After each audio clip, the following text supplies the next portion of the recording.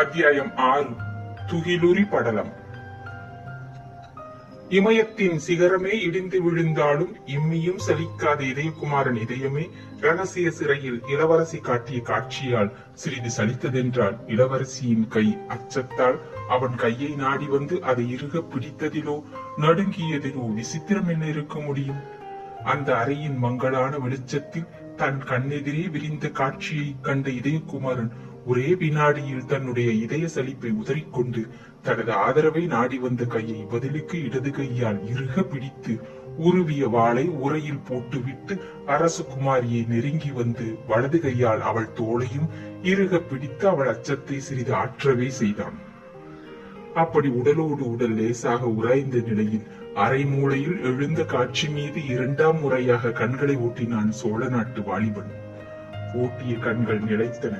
அரசகுமாரியின் கையையும் தோளையும் பற்றிய கைகள் சிறிது அதிகமாக அழுந்தின. நிலத்தில் ஊன்றிய கால்கள் ஏதோ போருக்கு சன்னத்தமாவது போல உறுதியுடன் தரையில் அசைந்தன.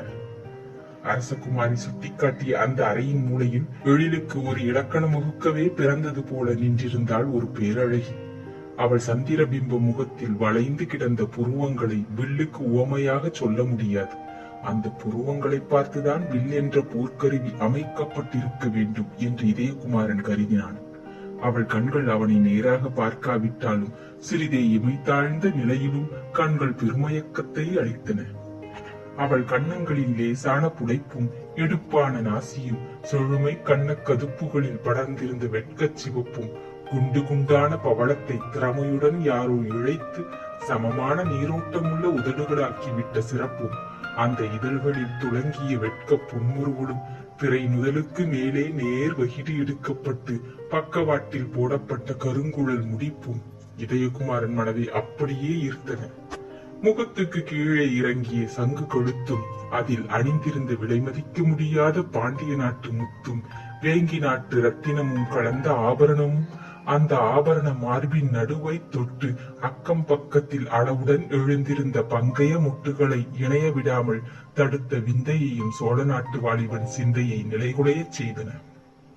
அவள் அணிந்திருந்த வெண்ணிற பட்டின் ஓரங்களும் இடுப்பில் சுற்றி தொங்கிவிடப்பட்ட சரிகை வேலைப்பாடுகளும் அந்த வெண்ணிற பட்டின் பலவிடங்களில் காட்சியளித்த மலர் சித்திரங்களும் அந்த ஒரு சேலையின் விலையே மதிப்பிற்கு அப்பாற்பட்டதென்பதை சந்தேகமர நிரூபித்தன. அந்த பட்டும் மிக மெல்லியதாய் இருந்ததால் அந்த பெண்ணின் உடற்கூறுகளும் ஆங்காங்கு லேசாக சந்தன நிறத்தில் உள்ளே தெரிந்ததால் மயக்கம் தலைக்கேறும் நிலைக்கு வந்துவிட்டான் அந்த வாலிப வீரன். இவை மட்டும் அந்த பெண்ணின் மோகன உருவம் என்றால் அதிக பிரேமை அடைந்திருக்க மாட்டான் இதயகுமாரன். ஆனால் அந்த பெண்ணின் முடிந்த குடலில் ஒரு செண்பக மலர் இருந்தது. அது மட்டுமல்ல, அவள் சாட்சாத் அரசகுமாரியின் இரட்டை பிறவி போலவே இருந்தாள். முகம், கண், அவயங்களின் தொகுப்பு, நின்ற தோரணை எல்லாமே அரசகுமாரியை போலிருந்ததால் அரசகுமாரியையும் ஒருமுறை திரும்பி பார்த்து அந்த பெண்ணின் முகத்தையும் பார்த்த இதயகுமாரன் அரசகுமாரியின் கையில் தான் கொடுத்திருந்த புற்றில் கிளறி எடுத்த தந்த சிலையையும் பார்த்து சந்தேகமில்லை, மூன்றும் ஒரே உருவம் ஒரே அச்சு என்று வாய்விட்டு சொன்னான். அதை கேட்ட அரசகுமாரியின் தலையசைத்து, ஆச்சரியம், இவளை நான் பார்த்ததே இல்லை, எதற்காக இவளை சிறை வைத்திருக்கிறார்கள் என்று வினவினாள். இதயகுமாரன் இளவரசியை நோக்கி திரும்பி, அவளையே கேட்டு விடலாமே என்றான். அது அந்த பெண்ணின் காதிலும் விழுந்திருக்க வேண்டும் என்று நினைத்த இதயகுமாரனுக்கு அந்த பெண் என்ன காரணத்தாலோ இமைகளை லேசாக தூக்கி தன்னை உற்று பார்ப்பது போல் தோன்றியதால், பெண்ணே, இனி நீ அஞ்ச வேண்டிய அவசியமில்லை, உனக்கு இன்றுடன் இந்த சிறை ஒழிந்தது என்று கூறி 4 அடி எடுத்து வைத்தவன் சட்டென்று நின்றான். வெளியே மீண்டும் பழைய வெறி பிடித்த பயங்கர சிரிப்பு அவன் காதில் விழுந்தது. அதே சமயத்தில் அரை மூலையில் அந்த பெண்ணுக்கு அருகில் இருந்த சுவரில் பளீர் என்று ஒரு கண் தெரிந்து மறைந்தது. இத்தகைய விசித்திர செயல்களின் விளைவாக இதயகுமாரன் நிதானமும் சிறிது அகலவே, இத்தனையும் அந்த கிழவன் வேலையாகத்தான் இருக்க வேண்டும் என்று சற்று இறைந்தே சீறிவிட்டு, கிழட்டு பிணமே, உன்னை சீக்கிரம் கவனிக்கிறேன் என்றும் தனக்குள் சொல்லிக் கொண்டு மூளையில் இருந்த அந்த பெண்ணை அணுகினான். நன்றாக அணுகியது பிரமிப்பு உச்ச வரம்பை அடையவே, அரசகுமாரி, இப்படி வாருங்கள், இந்த விந்தையை பாருங்கள் என்று அழைத்தான். அவன் அழைப்பை ஏற்று அந்த பெண்ணை அணுகிய அரசகுமாரியின் கண்கள் அந்த விந்தை காட்சியில் வியப்புற்று பெரிதாக மலர்ந்தன. வெறும் மரச்சிலை என்றால் அரசகுமாரி வியப்பு குரலிலும் முடிக்க, இல்லை, உயிர் சிலை என்று திருத்தினான் இதயகுமாரன். அரசகுமாரி, இதுவும் யாரோ ஒரு கை தேர்ந்த சிற்பியால் செய்யப்பட்ட தந்தச் சிலை. இதன் கைகளை பாருங்கள், நரம்புகள் கூட தெரிகின்றன. ஒவ்வொரு அவயத்திலும் உயிர் நாடி இருக்கின்றது. அரசகுமாரி, இந்த ஒரு சிலையை வைத்துக் கொண்டு, இதன் கழுத்தில் உள்ள ஒரு ஆபரணத்தை வைத்துக் கொண்டு ஒரு அரசையே விலைக்கு வாங்கலாம் என்று கூறினான். ஆம், வாங்கலாம் என்றாள் அரசகுமாரி பிரேமையின் மிகுதியால் ஏதோ சொல்ல வேண்டும் என்பதற்காக. இதயகுமாரன் அடுத்தபடி எதுவும் பேசவில்லை. தனது கையில் இருந்த மோகன சிலையை பார்த்தான். மோகன சிலையையும் தோற்கடிக்கும் அரசகுமாரியை பார்த்தான். இரண்டையும் அர்த்தமற்றதாக செய்யக்கூடிய அழகு வாய்ந்த மூளை சிலையையும் பார்த்தான். பிறகு எதிரே இருந்த அந்த அழகு சிலையின் முகத்தை தடவினான். உதடுகளில் விரலை வைத்து அழுத்தி பார்த்தான். திருப்தி அடைந்ததற்கு அறிகுறியாக தலையையும் அசைத்துக் கொண்டான். அடுத்தபடி அவன் தொடங்கிய பணியைத்தான் அரசகுமாரி தடுத்தாள். அந்த சிலையின் தோள் மீது இருந்த பட்டு சீலையை அவன் அகற்ற முற்பட்ட போது அவன் கையை பிடித்து தடுத்த அரசகுமாரி, வேண்டாம், நிறுத்துங்கள் என்றாள்.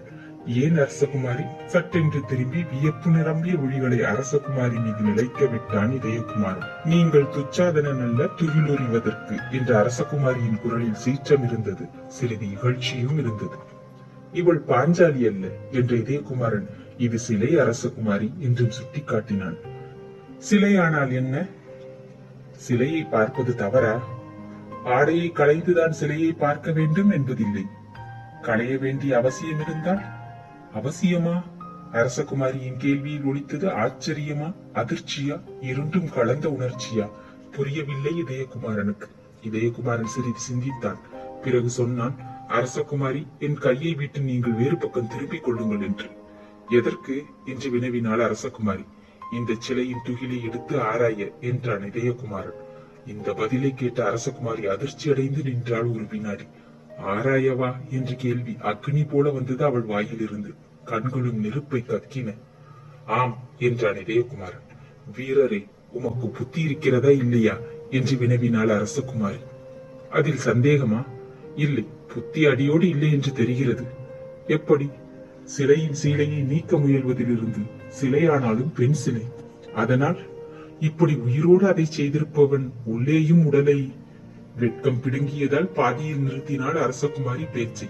திணறவும் செய்தாள். ஆயாச பெருமூச்சு விட்டான் இதயகுமாரன். அரசகுமாரி மேலும் தட்டு தடுமாறி சொன்னாள், தவிர இந்த சிலை என்னை போலிருப்பதாக சொன்னீர்கள் என்று. இதயகுமாரன் நன்றாக புரிந்து கொண்டான் அவள் மன ஓட்டத்தை. அவன் இதயத்தில் இருந்து பெருமூச்சொன்று கிளம்பி நாசி மூலம் வெளிவந்தது. அதற்காகத்தான் சொன்னேன் அரசகுமாரி, உங்களை வேறு பக்கம் திரும்பிக் கொள்ள என்றான். அரசகுமாரியின் முகம் பெரிதும் சிவந்தது நாணத்தால். வீரரே, நீங்கள் பாரத நாட்டு பெண்களின் மனநிலையை புரிந்து கொள்ளவில்லை. இதை செதுக்கிய கலைஞன் உள்ளத்தையும் புரிந்து கொள்ளவில்லை. இதை வைத்திருக்கும் ரத்தின கொள்ளரின் இதயத்தையும் புரிந்து கொள்ளவில்லை. சிலையாயிருந்தாலும் பெண் அழகுகளை மூடுகிறோம் பண்பாட்டை ஒட்டி. தாயார் விக்கிரகங்களுக்கு பட்டாடைகளை உடுத்துகிறார்கள் கோயில்களில். ஏன்? இது கலாச்சாரம், பாரத பண்பாடு. பெண் அழகு தெய்வீகமானது, எல்லோர் கண்களிலும் படுவதற்காக ஏற்பட்டதல்ல. இதுதான் காரணம். சிலையை கூட உரித்து நிறுத்த முடியாது என்று விளக்கினாள் அரசகுமாரி நிலத்தை நோக்கிய வண்ணம். இந்த விளக்கத்தை கேட்ட இதயகுமாரன் சிறிது சிந்தனையில் இறங்கினான். இதற்காகத்தான் சோழ நாட்டிலிருந்து இங்கு வந்தேன் என்று கூறினான் சிறிது சிந்தனைக்கு பிறகு. துகிலுரைக்க சீறினாள் அரசகுமாரி. அதை தவிர வேறு வழியில்லை. இதயகுமாரன் சொற்களில் சங்கடம் இருந்தது. வழி இல்லையா? இருக்கிறது. அப்படியானால் அதை கடைபிடிப்பது தானே. அப்புறம் இந்த நாட்டில் நான் தலை காட்ட முடியாது. ஏன்? தலை போய்விடும். அதாவது அதாவது இங்கிருந்து தப்பினாள். ஏன் தப்ப முடியாது? அரசகுமாரி, உங்கள் இடையில் குருவால் இருக்கிறதல்லவா? இருக்கிறது. அதை கொண்டு நீங்களே என்னை குத்தி போடுவீர்கள். உங்களை நான் ஏன் குத்த வேண்டும்? இதற்கு உடனடியாக பதில் சொல்லவில்லை இதயகுமாரன். பதில் சொன்ன போது மிகுந்த தயக்கத்துடன் அரைகுறையாக பேசினான். அரசகுமாரி, உங்கள் பிறப்பின் மர்மம் ரத்தின கொள்ளன் வீட்டில் தெரியும் என்று சொன்னேன். அந்த மர்மத்தை அறிய ஒன்று நான் இந்த சிலையின் சேலையை களைய வேண்டும், அல்லது அதை போலவே அச்சாக வளர்ந்திருக்கும் உங்கள் சொற்களை முடிக்கவில்லை சோழ நாட்டு வாலிபன். அப்படி அவன் அறையும் குறையுமாக விட்ட சொற்களால் அரவு தீண்டியவள் போல் நடுநடுங்கி பின்னடைந்தாள் அரசகுமாரி. இடையில் மேலாடை மறைப்பில் இருந்த குருவாளை உருவி எடுத்துக் கொண்டாள். கிட்டே வந்தால் பிணமாகி விடுவாய் என்று நடுக்கமும் சீற்றமும் கலந்த குரலில் கூறினாள் அரசகுமாரி. இதயகுமாரன் முகம் உணர்ச்சியற்ற கல்லாயிருந்தது. இதைத்தான் முன்பே சொன்னேன் அரசகுமாரி என்று வறண்ட குரலில் பேசிய இதயகுமாரன் மேலும் பேசத் தொடங்கினான். என் ஊகம் சரியானால் உங்கள் மார்புக்கு சிறிது மேலே புலியை போன்று ஒரு மச்சம் இருக்க வேண்டும். அதே மச்சம் இந்த சிலையின் மார்பிலும் இருக்க வேண்டும். அப்படி இருந்தால் இந்த தமிழ்நாட்டுக்கு அதை பெருங்கதையாக மாற இருக்கிறது. ஆகவே என்னை தடுக்காதீர்கள் என்று இதயகுமாரன் கண்ணிமைக்கும் நேரத்தில் அரசகுமாரியை அணுகி குருவாளை பிடித்த கையை இறுக பிடித்து உதறினான். குருவாள் நிலத்தில் விழவே அதை காலால் உதைத்து தூர தள்ளினான்.